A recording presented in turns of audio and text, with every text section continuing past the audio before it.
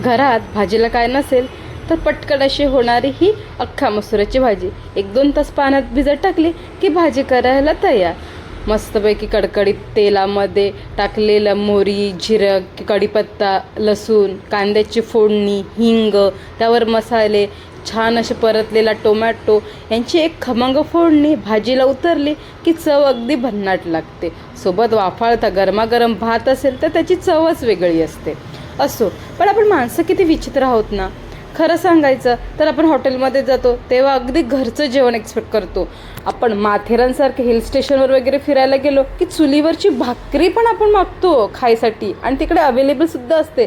पण आपण आपल्या गावी जरी गेलो तरी आपल्या घरांमध्ये गॅस आहे. असो, काळाप्रमाणे बदललं पण पाहिजे, पण माणसांची मेंटॅलिटी किती वेगळी झाली आहे सध्याच्या काळामध्ये. असो, अशा या धगधगीच्या जीवनामध्ये जेवढं जमेल तेवढं स्वच्छ, हेल्दी आणि प्रोटीनवाला पदार्थ खाणं इम्पॉर्टंट आहे.